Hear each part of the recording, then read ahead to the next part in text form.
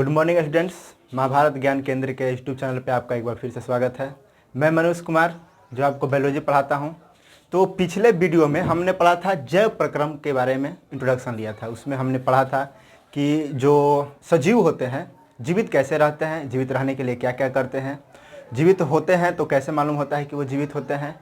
तो हम लोग उनमें पढ़े थे कि जो टूटता फूटता है, कोशिकाएँ टूटती रहती हैं, शरीर पे चोट लगता है या ये सब मेंटेनेंस कैसे होता है।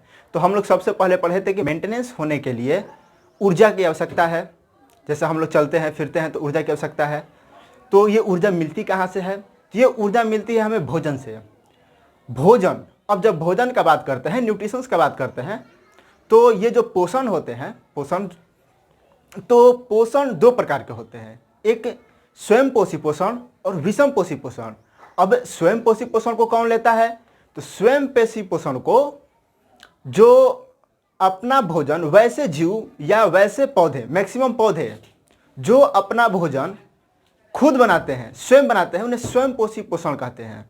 जो अपना भोजन बना लिए, वो भोजन बनाते कैसे हैं? तो ये मैक्सिमम जो होते हैं ये पौधे भोजन बनाते हैं। पौधे ये भोजन कैसे बनाएं? तो प्रकाश संश्लेषण क्रिया के द्वारा, यानी कि फोटोसिंथेसिस। अब फोटोसिंथेसिस क्या होता है ये हमने बताए थे, एक बार फिर से आपको शॉर्ट में बता देते हैं।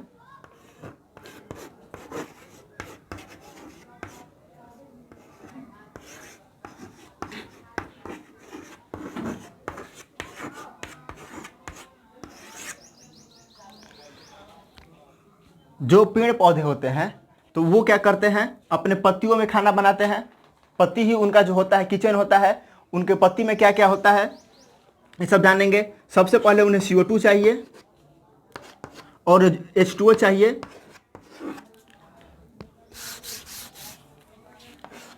CO2 plus H2O, chlorophyll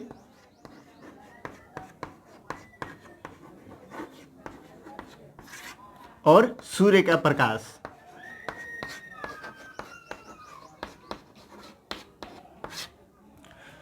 CO2 कहाँ से लेते हैं? तो वायु से लेते हैं। ये जो जल है ये कहाँ से लेते हैं? तो जमीन से लेते हैं, यानी मिट्टी से, रूट के द्वारा ऑब्जर्व कर लिया जाता है। क्लोरोफिल कहाँ होता है? पत्तियों में भरा हुआ होता है। सूर्य प्रकाश, सब लोग जानते हैं सूर्य प्रकाश कहाँ से आता है। ये मिलने के बाद ये बनता क्या है? ये तो ये चीज़ ले लिए, ये पूरा चीज़ ये ले लिए। CO2 ले लिए वायु से, H2O यानी कि जल ले लिए ज़मीन से, क्लोरोफिल उनके पत्तियों में भरा होता है, सूर्य का प्रकाश सूर्य से ले लिए। बनता क्या है? C6H12O6 plus carbon dioxide release हो जाता है। ये एरो दिखाने का मतलब होता है कि कार्बन डाइऑक्साइड वायुमंडल में वापस जा रहा है। C6H12 को हम लोग बोलते हैं ग्लूकोज, या इनके द्वारा स्टार्च बोला जाता है, ग्लूकोज। और ये क्या है? ऑक्सीजन है जो हम लोग लेते हैं।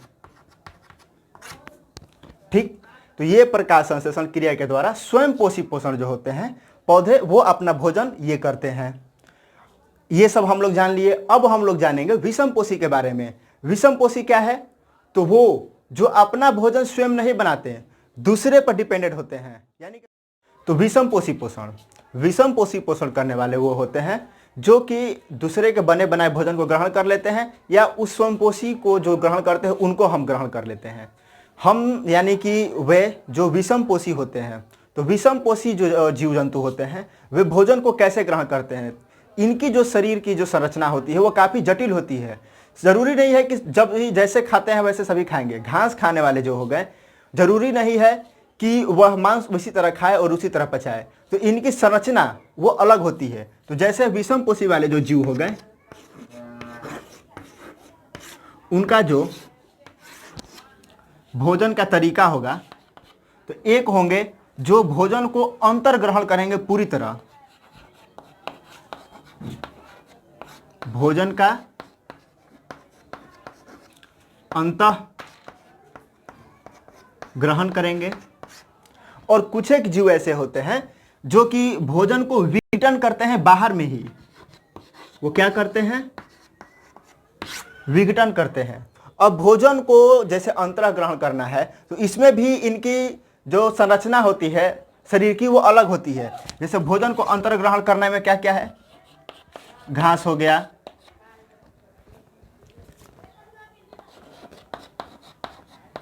मांस हो गया, और भी बहुत सारी चीज हो गए। ये सब क्या होते हैं, भोजन को अंतर्ग्रहण करके किया जाता है। भोजन को अंतर्ग्रहण करेंगे तो इनकी जो शारीरिक पाचन तंत्र की संरचना होगी वो अलग होगी। पाचन तंत्र की संरचना विभिन्न, लेकिन जो विघटन करते हैं इनकी, ये क्या करते हैं कि ये भोजन को बाहर में ही खा लेते हैं। जैसे कि खा लेते हैं यानी कि जो आपके समझे तो हम फफूंद, फफूंद,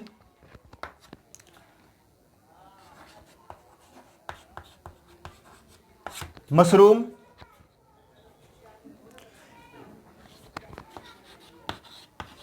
यीस्ट इत्यादि, ये क्या करते हैं, भोजन को विघटन करते हैं, यानी कि भोजन का अंतर्ग्रहण नहीं करते हैं। ये भोजन को बाहर में ही पचाते हैं और खाते हैं। ये कैसे होता है, इसके बारे में हम लोग बात करते हैं।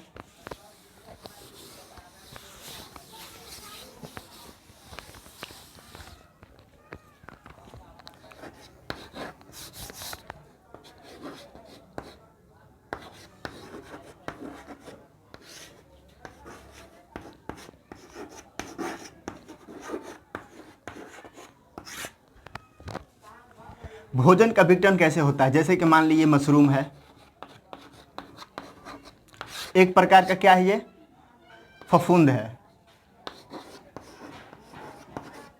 यानी कि फंगस। ये करता क्या है कि अक्सर हम लोग देखे होंगे, हम लोग गांव देहात के आदमी हैं, पुआल हो गया, गोबर हो गया, अक्सर इसी के ऊपर लगते हैं। तो करते क्या है कि ये मान लीजिए ये पुआल है, थोड़ा बुरा बना होगा, उससे कोई दिक्कत नहीं है। तो ये पुआल है, ये मशरूम लगा हुआ है, ठीक है, सांप का छाता। तो ये करता क्या है कि अपने बॉडी के द्वारा एंजाइम, क्या करता है, एंजाइम, नाम तो नया सुने होंगे, लेकिन ये क्या होता है, ये जिस चीज पर पड़ेगा, पुआल पे ये रिसेगा, इसको सड़ाएगा,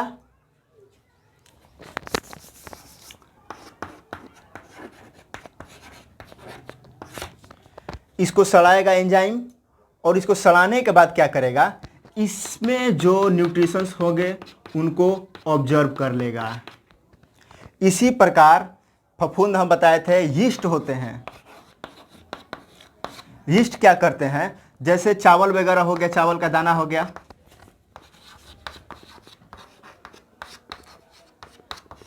चावल का दाना, ये चावल का दाना है, ये आपका पुआल था, और ये मशरूम दिखने में लग रहा होगा,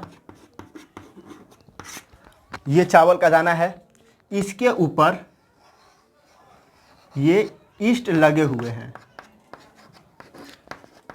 ये यीस्ट क्या करते हैं कि अपने द्वारा इसमें भी एंजाइम छोड़ते हैं, और इस चावल के दाने को पूरी तरह सड़ाकर किस चीज में कन्वर्ट कर देते हैं,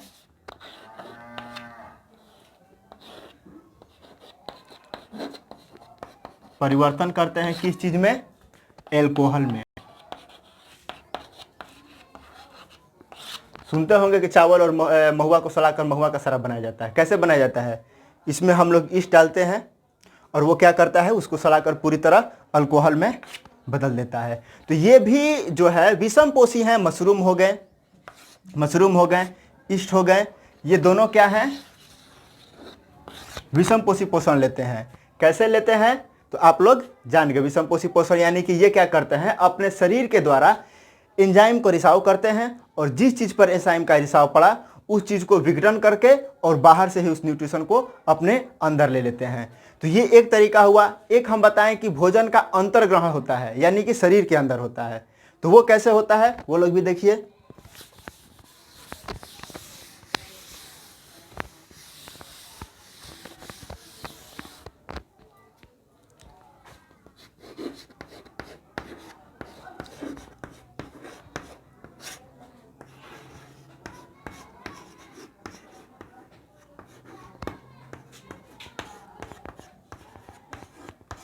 भोजन का अंतःग्रहण। भोजन का जब अंतःग्रहण होगा यानी कि शरीर के अंदर जाएगा, जब शरीर के अंदर जाएगा तो इसका जो पाचन तंत्र होगा उसका संरचना अलग अलग होना चाहिए। यानी कि जब ये अंदर जाएगा तो एक पाचन तंत्र होना चाहिए इसको पचाने के लिए, ये पाचन तंत्र होना चाहिए। तो पाचन तंत्र का संरचना अलग अलग होगा किसके लिए? जब हम लोग विषम पोषी की बात करते हैं तो जीव जो होते हैं दो होते हैं, एक कोशिकीय होते हैं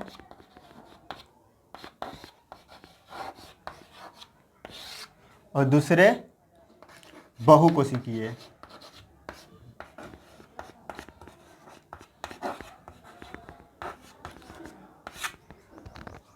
एक कोशिकीय के जो पाचन तंत्र होते हैं इनका संरचना बहुत सरल होता है, क्योंकि एक कोशिकीय जो होते हैं ये पूरी तरह फैले हुए होते हैं, और बहुकोशिकीय जो पाचन तंत्र की संरचना होती है वो क्या होती है?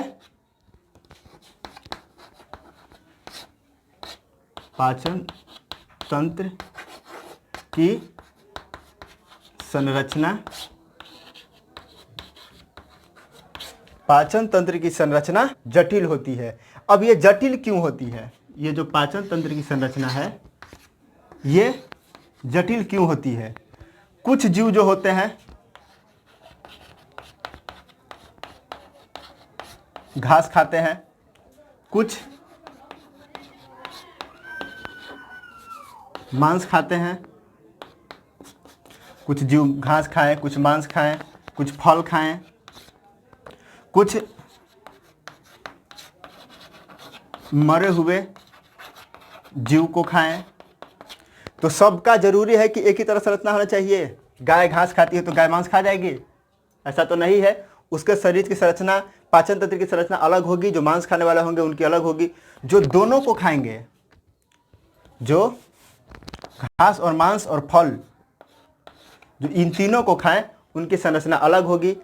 तो जो जटिल संरचना है बहुकोशिकीय में, जटिल संरचना जो होगी उसका हम अगले वीडियो में जानेंगे। लेकिन जो एक कोशिकीय जीव है, एक कोशिकीय जीव कौन है? अमीबा, पैरामीशियम, यूग्लिना, ये सब हैं। अब ये अपना भोजन कैसे ग्रहण करते हैं इसका हम लोग जानते हैं।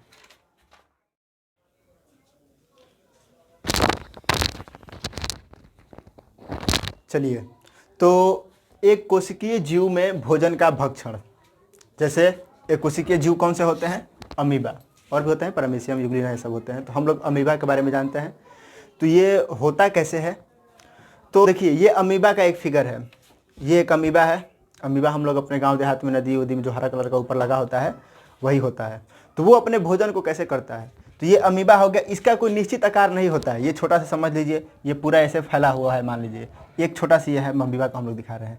इसमें एक केंद्रक होता है, बाकी चारों तरफ इसके ये जो सतह होते हैं ये पूरी तरह सतह से फैला हुआ होता है। मान लीजिए ये खाद्य कण है, उसके अगल बगल में कहीं खाद्य कण है एक। तो ये करेगा क्या कि खाद्य कण के करीब जाएगा और अपने जो ये है इसका कोई निश्चित आकार हम बोले नहीं होता है, ये अपने तरफ से फैलने लगेगा, उसको घेरने लगेगा। जो घेरते हुए जो ऐसे बनाता है उसको हम लोग बोलते हैं कुटपाद। और इसको क्या करता है कि फिर आगे जाते जाते जाते जाते ऐसे ऐसे ऐसे ऐसे बढ़ते जाते बढ़ते ऐसे पूरी तरह उसको घेर लेगा। ऐसे पूरी तरह ये घेर लिया। तो ये जो यहाँ पर घेर लिया उस अपने भोजन को, उसको बोलते हैं खाद्य रितिका, और उसके अंदर चला गया खाद्य कण।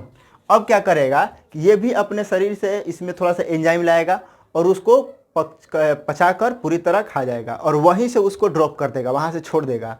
और ये क्या बन गया? छोड़कर अपना भोजन ग्रहण कर लिया, फिर से जैसा था वैसा आकार अपना धर लिया। तो ये अमीबा के बारे में है। अमीबा हरा कलर का होता है, लेकिन ये एक कोशिकीय है और विषमपोषी है, क्योंकि ये भोजन बाहर से लिया। तो ये उसका पूरा है, आप स्क्रीनशॉट ले लीजिए, एनसीईआरटी बुक में देखिएगा। और हाँ, एक बात और, जो हम पढ़ाते हैं वीडियो देखा कीजिए, अच्छा लगता है लाइक कमेंट कीजिएगा। और हाँ, एनसीईआरटी बुक पढ़िए, सबसे बड़ा फायदा वही करने वाला है। एनसीईआरटी बुक पढ़िए, देखिए हम जो पढ़ाएं वो समझ में आया कि नहीं आया। बुक पढ़ने में सेल्फ स्टडी सबसे बड़ा है। तो वीडियो को देखिए, अच्छा लगे तो शेयर कीजिए और कमेंट में बताइए कैसा लगा। धन्यवाद।